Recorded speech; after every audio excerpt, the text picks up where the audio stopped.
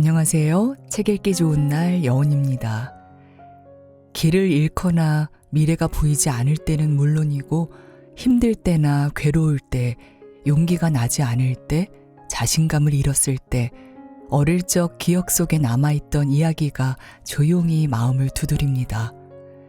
아주 오래전부터 구전되어 온 우화는 삶의 중심을 잡아주는 소중한 지혜를 제공하며 우리에게 맞춤형 인생 지침을 전해줍니다. 짧은 우화 속 지혜는 삶의 방향을 다시 세우고 흔들리는 마음을 다독이며 앞으로 나아갈 용기를 선물합니다. 오늘 소개할 책은 우화가 속삭이는 위로와 통찰, 마흔에 읽는 우화입니다. 이 책은 삶의 정체성과 의미에 대해 전곡을 찌르는 우화를 담은 책인데요. 행복하게 사는 지혜와 통속적인 처세술, 전래동화와 신화 등 인간이라면 누구나 마주할 수밖에 없는 인생의 큰 문제를 다루고 있습니다. 우화의 매력은 교훈과 진리, 지혜와 같은 가르침을 즐기면서 흡수할 수 있다는 점입니다. 삶의 통찰을 깨닫는 것은 나이를 가리지 않기에 중년의 누구라도 이 책을 통해 깊은 깨달음을 얻고 우화 속 교훈이 인생의 새로운 이정표가 되어줄 것입니다. 자, 그럼 지금부터 잠시 책 속으로 들어가 살펴보겠습니다. 오늘도 책 읽기 좋은 날과 함께 좋은 시간 보내세요.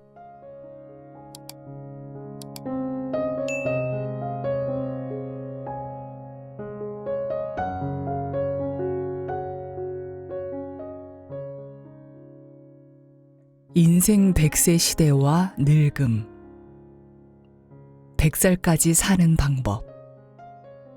어느 날 부잣집 노인이 스님을 찾아 궁금하다는 얼굴로 물었다. 저는 지금 80세입니다.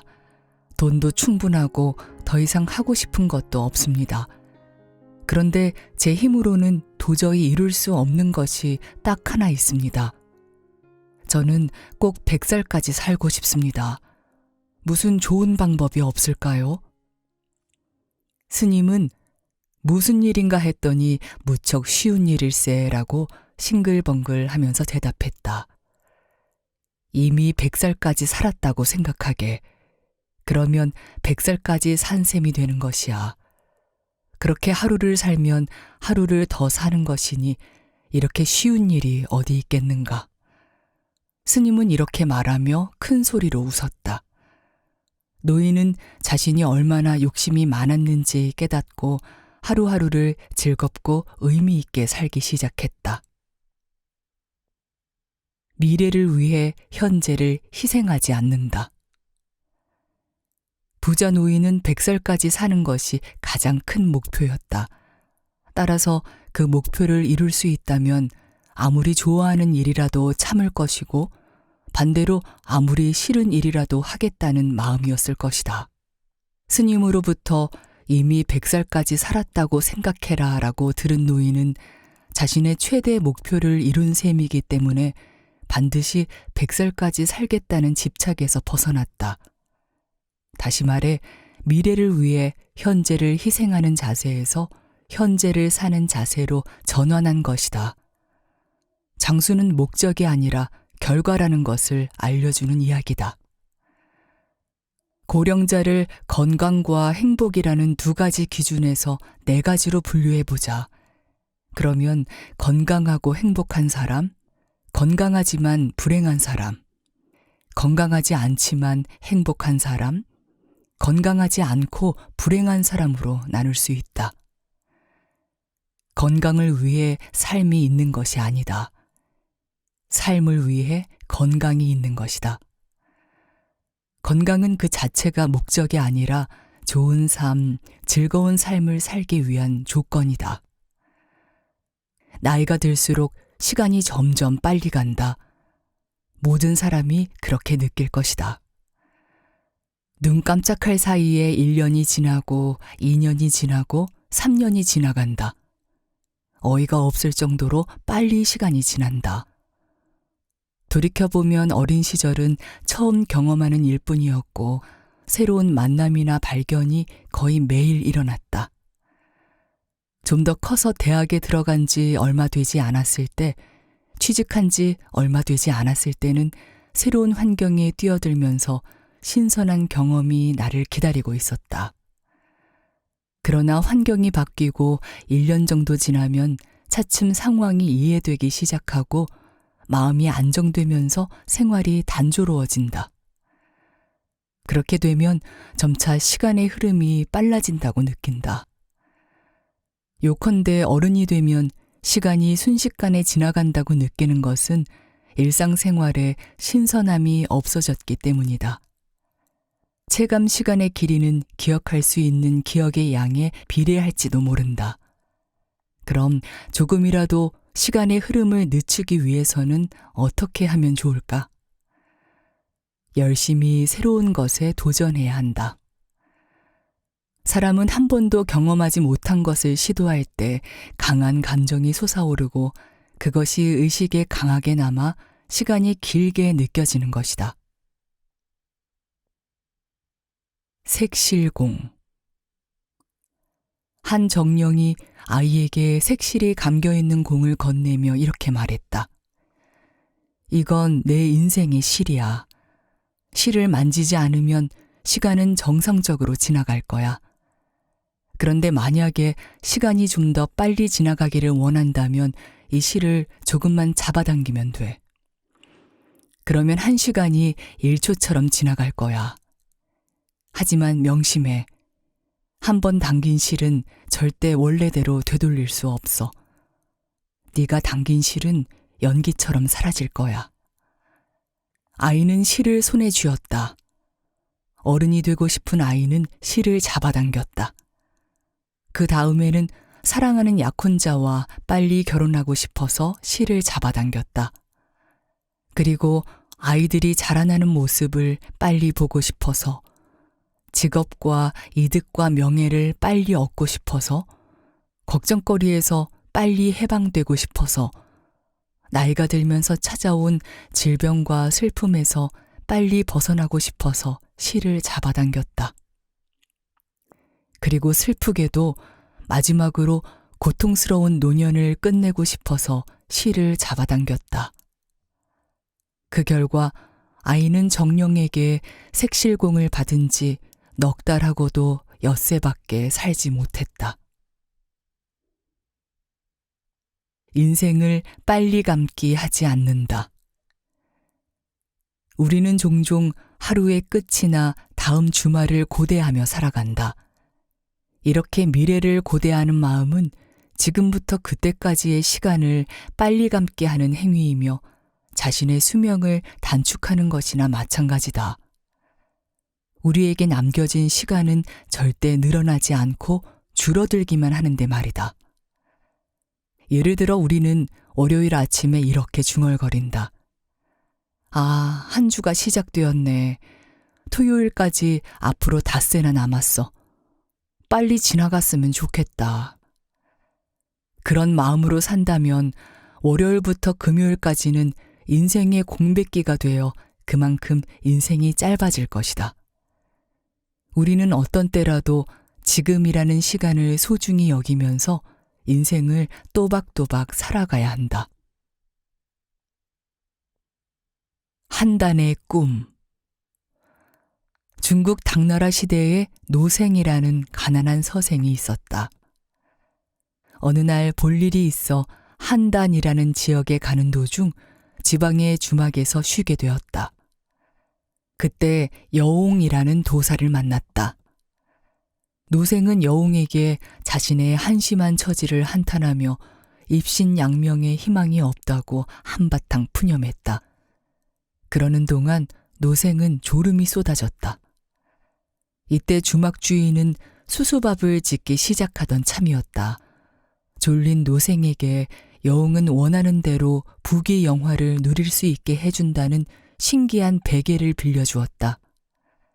잠이 든 노생은 꿈을 꾸었다. 노생은 대부호의 집에서 절세 미인인 아내를 얻었다. 이듬해 과거에 급제한 노생은 승승장구하며 고위직에 올랐다.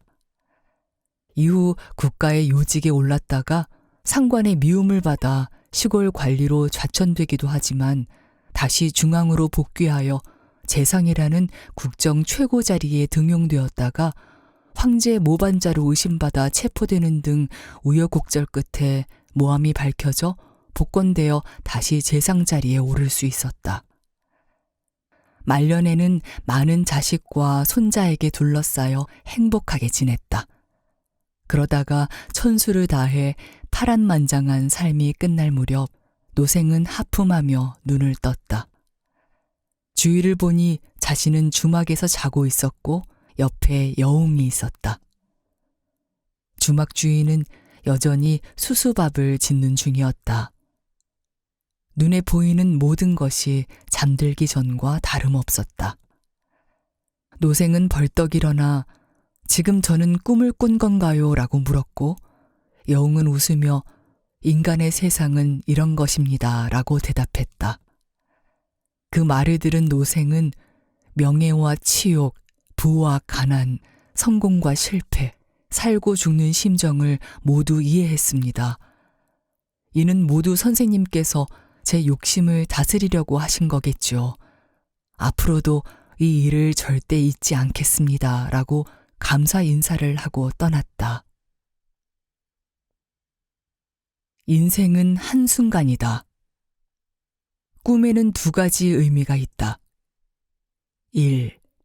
잠을 자는 동안은 꿈에서 일어나는 일을 마치 현실처럼 의식하고 행동하지만 깨어나면 그것이 현실이 아님을 깨닫는 일종의 환각. 2. 미래에 이루어지기를 바라는 소망이나 공상. 자, 이 이야기의 주제는 무엇일까? 즉, 무엇을 비유하고 있을까? 세 가지 해석이 가능하다. 첫 번째는 사람의 일생은 길어 보이지만 실제로는 꿈이나 환상을 보는 듯이 짧은 시간에 불과하다는 것, 즉 인생은 한순간이라는 점이다. 두 번째는 세상 모든 일은 좋은 일과 나쁜 일이 앞서거니 뒤서거니 하며 일어나니 모두 덧없다는 것이다. 세 번째는 입신양명과 명리를 추구하는 것 같은 세속적인 욕망을 억누를 때만 평온한 인생을 살 수 있다는 것이다. 두 배의 소원. 길 하나를 사이에 두고 두 정육점이 서로 경쟁하며 장사를 하고 있었다. 어느 날 신이 한 정육점 주인에게 말씀하셨다. 네 소원을 말해보아라. 무엇이든 들어주마. 정육점 주인이 소원을 빌려고 할 때 신은 이렇게 덧붙였다. 잠시만 기다려라. 내 소원은 곧 들어줄 것이지만 건너편 정육점 주인에게는 내 소원의 2배를 줄 것이다. 네가 1억을 달라고 하면 너에게 바로 1억을 주겠다. 그와 동시에 건너편 정육점에는 2억을 줄 것이다. 잘 생각해보고 소원을 말하거라. 정육점 주인은 고민에 빠졌다. 잠시 생각한 끝에 신에게 이렇게 질문했다. 그럼 제가 불행하기를 바란다면 건너편 주인은 저보다 2배 불행해지나요? 그렇다. 네 말이 옳다. 알겠습니다. 그럼 신이시여, 저희 한쪽 눈을 뽑아주세요. 나의 행복과 너의 행복을 분리한다. 이후 어떻게 되었을까?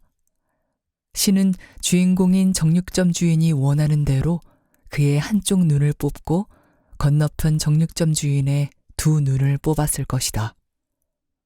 객관적으로 그들은 둘 다 불행해졌다. 하지만 주인공은 그렇게 생각하지 않았다.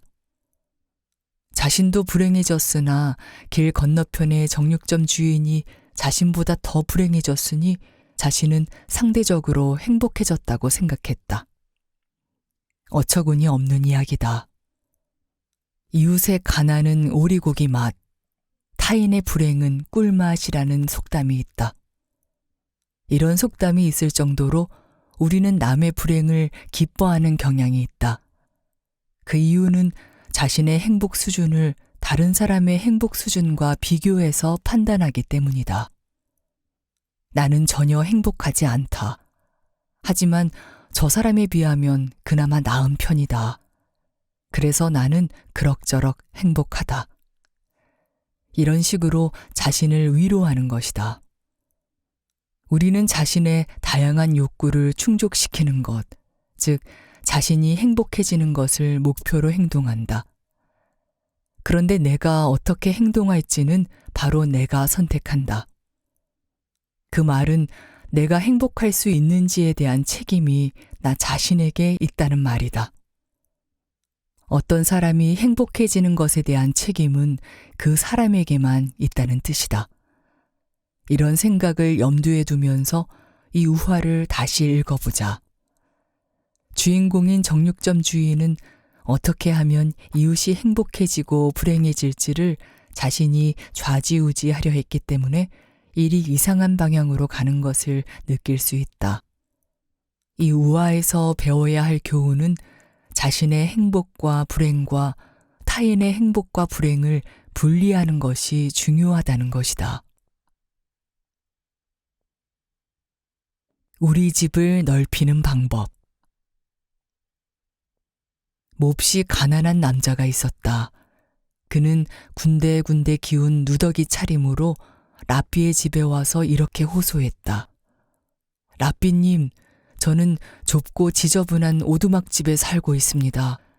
그 작은 집에 아내와 아이 4명이 삽니다. 아이들은 항상 빽빽 울기만 합니다. 게다가 아내는 악처여서 저만 보면 바가지를 긁어댑니다. 라삐님, 저는 어떻게 해야 할까요? 라삐는 턱수염을 어루만지며 이렇게 말했다. 자네 염소를 키우나? 네, 키우고 있습니다. 그럼 그 염소를 집안에서 키워보게. 남자는 어리둥절한 표정을 지으며 집으로 돌아갔다. 라삐의 말씀이니 어쩔 수 없지. 이렇게 자신을 타이르며 그대로 했다. 아니나 다를까 집안은 쑥대밭이 되었다. 다음날 남자는 다시 라삐를 찾아갔다. 라삐님, 좁은 집에 염소를 들여놨더니 큰일이 났습니다. 그렇군. 그러면 안 되지. 방법을 생각해야겠네. 그런데 자네는 닭을 키우나? 닭이요? 네, 키우고 있습니다. 키우는 닭을 전부 자네 집에 들여보내게. 남자는 어리둥절한 표정을 지으며 집으로 돌아갔다. 라삐의 말씀이니 어쩔 수 없지. 이렇게 자신을 타이르며 그대로 했다. 아니나 다를까 집안은 엉망진창이 되었다. 다음날 남자는 다시 라삐를 찾아갔다. 라삐님, 큰일 났습니다. 염소와 닭과 아이들의 울음소리 때문에 미칠 것 같습니다. 집안 곳곳이 염소와 닭이 싸놓은 똥투성이어서 잠잘 곳도 없습니다. 그렇군. 정말 고생 많구먼. 방법을 생각해야겠네. 그런데 자네 소는 키우고 있나? 소 말입니까? 그 소를 집안에 들이게. 표정을 보니 하기 싫은가 보군. 자네는 나를 못 믿는 건가? 아니, 그런 건 아닙니다. 알겠습니다. 남자는 어리둥절한 표정을 지으며 집으로 돌아갔다. 라삐의 말씀이니 어쩔 수 없지. 이렇게 자신을 타이르며 그대로 했다. 집안이 어떻게 됐는지는 말할 필요가 없다. 다음날 남자는 다시 라삐를 찾아갔다. 라삐님, 제게 원한이라도 갖고 계시는가요? 너무하십니다. 집안이 발 디딜 틈도 없습니다. 아이는 소의 등에서 자야 합니다. 음식은 모두 동물들이 먹고 집안이 온통 똥투성이입니다. 아, 정말 못 살겠습니다. 참 딱한 이야기일세. 그럼 이제 동물들을 제자리로 돌려놓게. 남자는 집으로 돌아와 라삐의 말대로 했다. 다음날 남자가 다시 라삐를 찾아갔다. 라삐님 감사합니다. 저는 지금까지 깨닫지 못했습니다. 저희 집은 충분히 넓다는 것을요. 애들도 모두 착하고 제 아내도 상냥하고 좋은 여자입니다. 저는 정말 행복한 남자입니다. 행복의 기준치를 어디에 두어야 할까? 주인공은 좁고 지저분한 집에서 아내와 아이 넷과 함께 사는 남자다. 지금의 삶에 불만을 품은 남자가 라삐를 찾아가 조언을 구한다. 라삐는 염소, 닭, 소를 집안에 넣으라고 한다. 말할 것도 없이 집안은 엉망이 된다. 발 디딜 틈도 없는 상태에 심지어 똥투성이 차분하게 식사도 할 수 없다. 음식도 동물들이 마음대로 먹는다. 곤경에 처한 남자는 다시 라삐를 찾아 방법을 알려달라고 호소한다. 그러자 라삐는 동물을 집 밖으로 내보내라고 한다. 라삐의 말대로 한 뒤 남자는 그제야 정신을 차린다. 자신의 집이 꽤 넓고 깨끗하며 아내는 말이 통하는 사람이라는 것, 아이들은 말을 잘 듣는 착한 존재라는 것을 말이다. 이 이야기는 행복의 기준치에 대해 생각하기에 안성맞춤이다. 삶 자체는 전혀 변화가 없는데도 어떤 때는 불행의 구렁텅이에 빠진 듯 하기도 하고 또 어떤 때는 행복으로 가득 차 있는 것처럼 느낀다. 이게 어떻게 된 일일까? 행복의 기준치를 어디에 두고 자신의 현재 위치를 보느냐에 따라 자신이 지금 행복한지 불행한지가 달라진다는 것이다. 늑대와 어린 양. 한 어린 양이 강에서 물을 마시고 있었다. 이를 발견한 늑대는 그럴듯한 구실을 만들어 이놈을 먹어치우자고 생각하며 강가에서 다가갔다. 야, 야, 왜 강물을 흐리게 하나? 내가 물을 마실 수가 없잖아. 늑대는 이렇게 시비를 걸었다. 저는 그저 강가에서 물을 마셨을 뿐이에요. 그리고 강 하류에 있는 제가 상류에 있는 당신이 마시려는 물을 더럽힐 수는 없어요. 어린 양이 말했다. 트집 잡기가 통하지 않은 늑대는 다음 트집을 잡았다. 하지만 넌 작년에 내 아버지에게 욕을 했어. 어린 양은 1년 전 저는 태어나지도 않았는데요. 라고 대꾸했다. 화가 난 늑대는 말했다. 네가 아무리 변명을 잘해도 나로서는 안 잡아먹을 수가 없는 거지. 불편한 사람과는 거리를 둔다. 이 우화는 나쁜 짓을 하려는 자는 언제나 어떤 구실이라도 찾으려 한다는 것을 알려준다. 그러니 악당이 있다면 도망가는 것이 상책이다. 악당이 가까이 있는 사람은 드물겠지만 싫어하는 사람이 주변에 있는 것은 결코 드문 일이 아니다.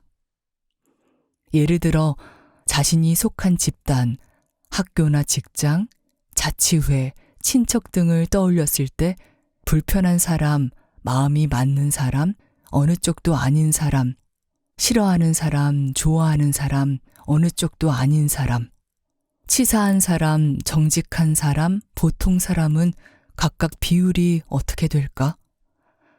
물론 일반적인 비율을 내는 데는 무리가 있다. 단 확실한 점이 하나 있다. 그것은 불편한 사람, 싫어하는 사람, 교활한 사람은 일정한 비율로 반드시 존재한다는 것이다.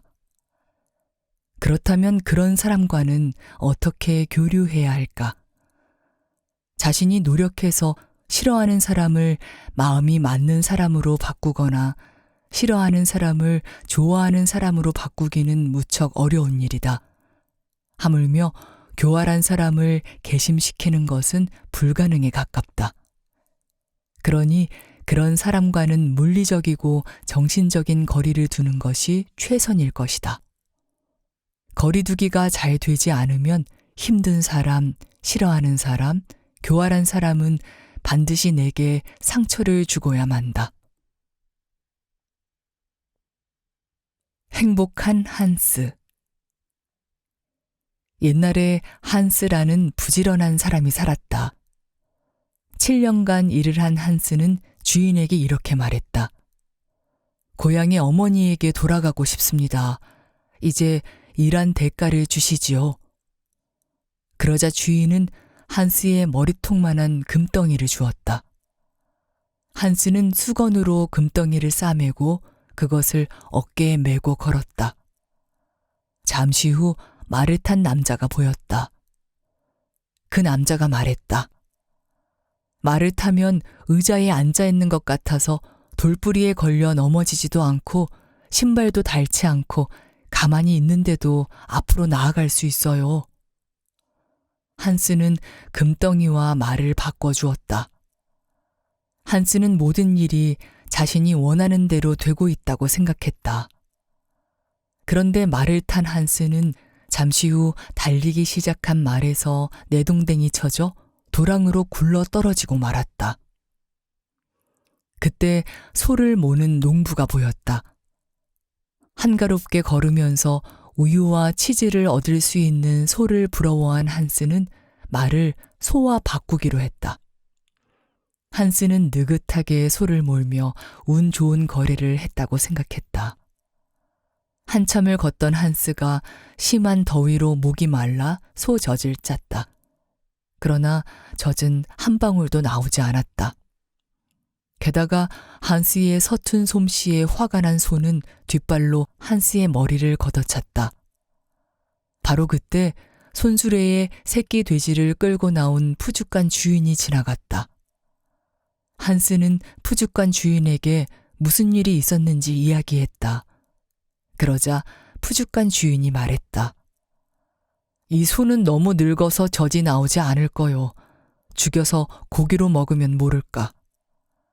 한스는 소고기는 기름기가 부족하니 새끼 돼지가 좋겠다고 생각해 소와 새끼 돼지를 바꾸었다. 한스는 걸으면서 곰곰이 생각했다. 모든 일이 내가 원하는 대로 되고 있어. 그러다가 흰 오리를 옆구리에 끼고 가던 젊은이와 길동무가 되었다. 한스의 이야기를 들은 젊은이가 이렇게 겁을 주었다. 이 돼지는 마을에서 도둑맞은 딱 그 돼지 같아요. 호인인 한스는 도둑으로 몰릴까봐 무서워져서 돼지와 오리를 바꾸기로 했다. 잘 생각해보면 이 교환에서도 나는 이득을 본 셈이야. 한스는 이렇게 중얼거렸다. 드디어 마지막 마을을 지나는데 손수레 옆에서 칼을 가는 일을 하는 아저씨를 보았다. 칼갈이만큼 돈이 궁하지 않은 일은 없다는 말을 들은 한스는 오리를 주고 대신 숫돌을 받았다. 덤으로 길가에 나뒹굴고 있던 무거운 돌도 받았다. 한스는 그 돌을 메고 기분 좋게 걸어갔다. 나는 복을 타고난 게 틀림없어. 행운의 일요일에 태어난 아이처럼 내가 바라는 것은 무엇든지 다 이루어지네. 이리하여 머리통만한 금덩이가 말이 되고 소가 되고 돼지가 되고 오리가 되고 마침내 2개의 돌이 되었다. 한스는 진심으로 만족하며 집으로 향했다. 그런데 새벽부터 걸어간 데다가 무거운 돌을 메고 있는 탓에 한스는 매우 지쳐 있었다. 기어가다시피 하여 다다른 샘가에서 물을 마시려고 몸을 굽혔을 때 무심코 돌을 만졌는데 돌은 둘 다 샘에 떨어지고 말았다. 한스는 탄성을 질렀다. 나처럼 운이 좋은 사람은 이 세상에 다시 없을 거야. 무거운 짐이 말끔히 사라져서 마음이 가벼워진 한스는 춤추는 듯한 걸음걸이로 어머니에게 돌아갔다. 세상의 가치관은 절대적이지 않다. 그림 동화의 행복한 한스라는 이야기의 줄거리다. 이 이야기는 독일인들에게 가장 사랑받는 걸작으로 알려져 있다. 이야기의 핵심은 한스가 점점 가난해져 가지만 한스 자신은 물건을 교환할 때마다 기뻐하며 나는 운이 좋다고 생각한다는 데 있다. 모든 교환이 객관적으로는 손해를 보고 있지만 주관적으로는 이득을 보았다고 생각하며 기뻐한다. 거기에서 오는 기묘함이 이야기를 흥미롭게 만든다. 한스는 처음에 적지 않은 돈을 가지고 있었다. 그러나 상식을 벗어난 5번의 물물 교환, 다시 말해 사기성 짙은 거래로 인해 결국 빈털터리가 되고 만다. 여기서는 한스에게 돈은 중요하지 않았다는 점이 핵심이다. 돈이 중요하다는 것은 세상의 가치관이다. 한스에게 돈은 필요한 것이지만 그다지 중요한 것은 아니었다. 한스에게는 한스만의 가치관이 있다는 말이다. 세상의 가치관과 자신의 가치관이 맞지 않는 사람은 세상의 가치관이 짐이라고 느낀다. 물론 세상의 가치관 속에서 행복하게 살 수 있는 사람도 있으므로 그런 사람은 그 가치관을 따르면서 행복해지면 된다. 그러나 한편으로는 세상의 가치관에 융화되지 못해 힘들어하는 사람도 많다. 그런 사람은 세상의 가치관은 절대적인 가치가 아니라는 것, 즉 특정 시대와 지역에서 다수를 차지하는 가치관에 불과하다는 것을 알아야 한다.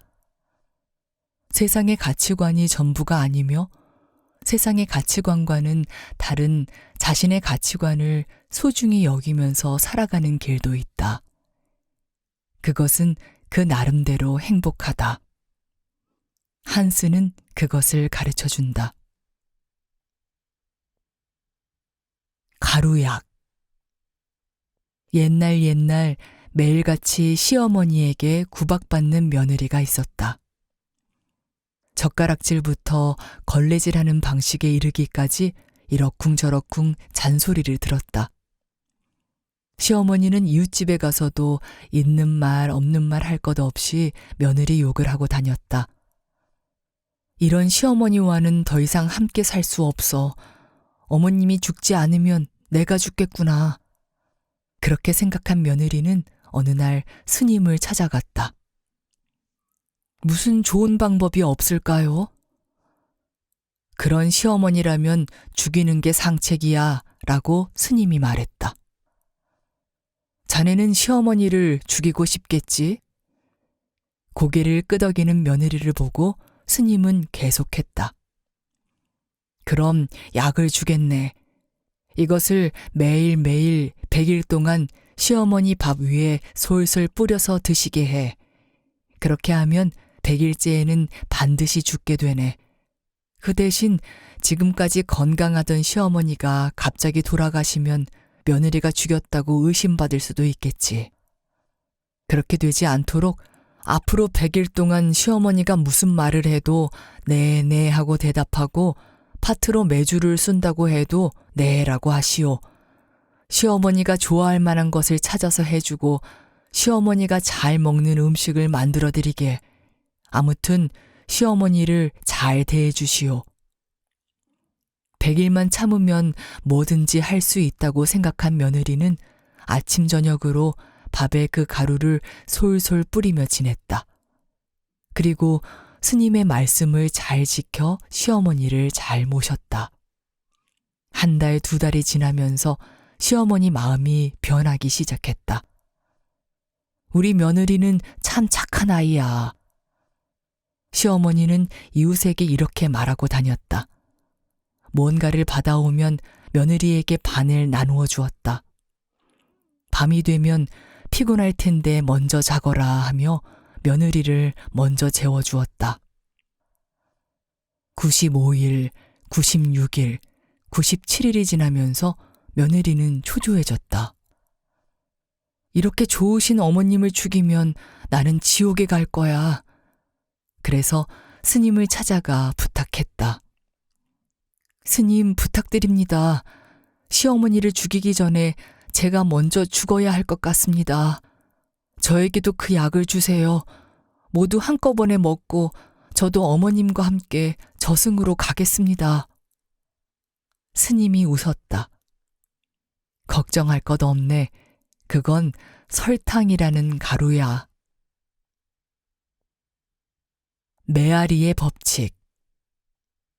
유대 5천년의 지혜에는 염소와 호랑이가 같은 헛간에서 살 수 있는가? 대답은 아니오다. 사람도 시어머니와 며느리는 한 지붕 밑에서 살 수 없다는 문구가 나온다. 고부 갈등은 시대와 나라를 초월한 주제일 것이다. 며느리와 시어머니가 한 지붕 밑에서 살면 물론이고 따로 살더라도 말썽이 일어나기 마련이다. 그러니 억지로 친해지려고 하지 않고 물리적, 심리적으로 거리를 두는 것이 실질적 처방이 아닐까. 이 옛 이야기처럼 며느리가 시어머니를 모신다고 해도 시어머니 태도는 절대로 바뀌지 않는다. 세대 차이에 따른 가치관 차이는 메워지지 않는다. 40이 넘으면 사람의 성격은 변하지 않는다라는 식의 지적이 있을 거라는 것은 잘 알고 있다. 맞는 말이다. 자, 여기서는 며느리와 시어머니 관계에서 한 사람과 다른 한 사람의 관계로 범위를 넓혀서 좋은 인간관계를 맺는 요령을 알려주는 이야기로 해석해보자. 그렇게 하면 이 이야기는 메아리의 법칙을 빗댄 이야기로 읽을 수 있다. 메아리는 산이나 골짜기에서 소리가 반사되어 되돌아오는 현상이다. 등산을 하다가 산 꼭대기에 도달했을 때 야호라고 큰 소리로 외치면 그 소리가 산기슭에서 반사되어 야호라고 되돌아온다. 그 현상이 바로 메아리다. 메아리는 결코 다른 말로 돌아오지 않는다. 바보야 라고 외치면 바보야 라고 되돌아오고 고마워 라고 외치면 고마워 라고 돌아온다. 그런 이유로 타인에게 취한 자신의 모든 언행이 자신에게 되돌아오는 것을 메아리의 법칙이라고 부르게 되었다. 예를 들어 지인에게 안녕이라고 인사하면 그 사람도 안녕이라고 말할 것이다. 그 사람을 보았지만 못 본 척 말을 걸지 않으면 그 사람도 같은 태도를 취한다. 당신이 주변 사람들을 미소로 대하면 그들도 당신에게 미소를 지을 것이고 반대로 당신이 언짢은 얼굴로 대하면 그들도 언짢은 얼굴로 대할 것이다. 좋은 언행도 나쁜 언행도 모두 자신에게 그대로 돌아온다는 뜻이다. 바보. 어느 날 며느리와 시어머니가 바느질을 하고 있는데 맞은편 산에 동물 한 마리가 보였다. 어머님, 맞은편 산에 말이 있어요. 며느리가 말했다. 이를 들은 시어머니는 이렇게 말했다. 무슨 말을 하는 거니? 그건 사슴이잖아. 저건 말이에요. 아니, 저건 사슴이라니까. 두 사람은 하루 종일 말다툼했다. 다투기만 하고 결론이 나지 않자 그들은 판관에게 가서 시시비비를 가려달라고 하기로 했다. 두 사람은 각기 재판 전날 밤에 흰 옷감을 뇌물로 보냈다. 드디어 재판 당일이었다. 판관은 저것은 말도 아니고 사슴도 아니다. 바보라는 것이다 라고 했다. 흰 옷감 두 벌은 아무 소용이 없게 되었다. 길바닥에 버린 것이나 마찬가지였다. 집안 싸움에서는 흑백을 가리지 않는다. 판관의 말도 아니고 사슴도 아니다. 바보라는 것이다 라는 판결은 말이든 사슴이든 상관없다. 그런 일로 대립하는 너희들이 바보다 라는 것이다. 이 우화의 교훈은 집안 싸움에서는 흑백을 가리지 않는다는 것이 아닐까?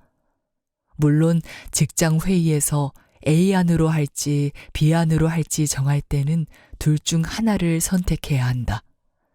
그러나 친구들과의 잡담, 가족 간의 대화에서 흑백을 가려야 할 사안은 거의 없다. 크게 상관없는 일에 굳이 흑백을 가릴 필요가 없다. 물론 애매한 상태보다는 흑백을 가리는 것이 낫다고 생각할 수도 있다. 하지만 승자는 기분이 좋겠지만 패자는 기분이 나쁠 것이다. 그러니 자신의 생사에 관한 일이 아닌 한 흑백을 가리지 말고 모호하게 하는 것이 현명하다. 또 뜻하지 않게 흑백을 가리게 되어 상대의 잘못이 명백해졌을 때는 일종의 도망갈 구멍을 마련해 주어서 상대를 막다른 골목으로 몰지 않는 것이 어른스러운 태도다. 석공. 한 석공이 살고 있었다. 그는 일을 마치고 돌아가 술을 마시면서 이렇게 푸념했다. 석공보다 보잘것없는 일이 어디 있겠는가. 이렇게 우둔한 일이라니. 같은 인간으로 태어났는데 임금은 나라의 주인이고 나는 하루살이 석공이구나. 이렇게 투덜거리며 술병을 베개 삼아 벌렁 들어누웠다. 그러자 흰 수염이 긴 노인이 나타나 말했다. 석공이여, 네가 원하는 대로 해주마. 이 지팡이를 너에게 주겠다. 네가 되고 싶은 것의 이름을 3번 말하고 이 지팡이를 3번 흔들면 된다. 노인이 사라지자마자 석공은 눈을 떴다. 머리맡에는 지팡이가 놓여 있었다.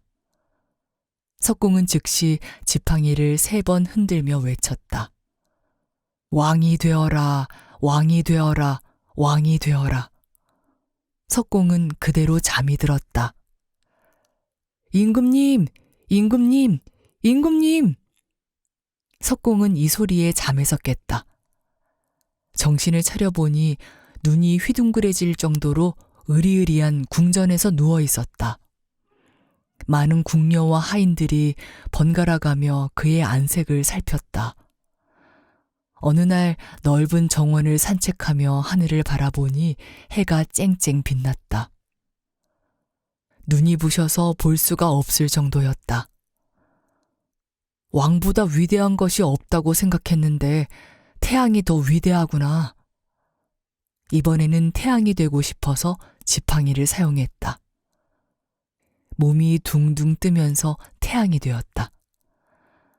이윽고 남자는 구름이 자신을 쉽게 숨겨버린다는 것을 알게 되었다.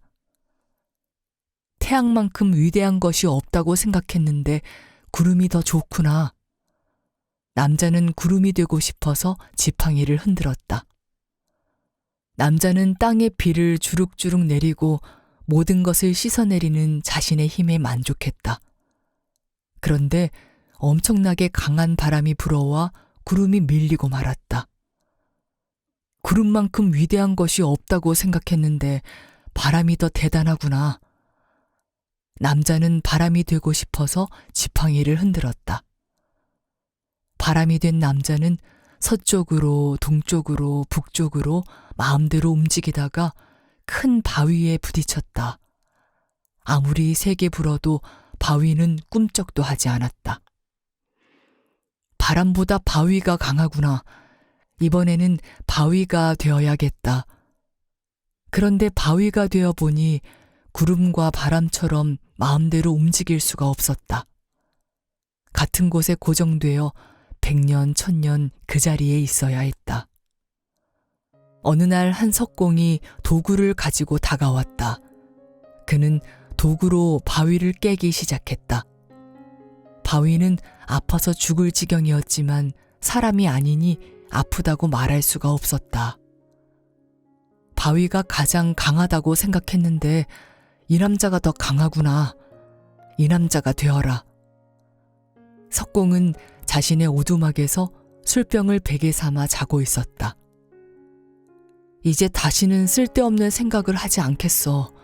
역시 석공이 최고야. 그 후 남자는 자기 일을 열심히 했다.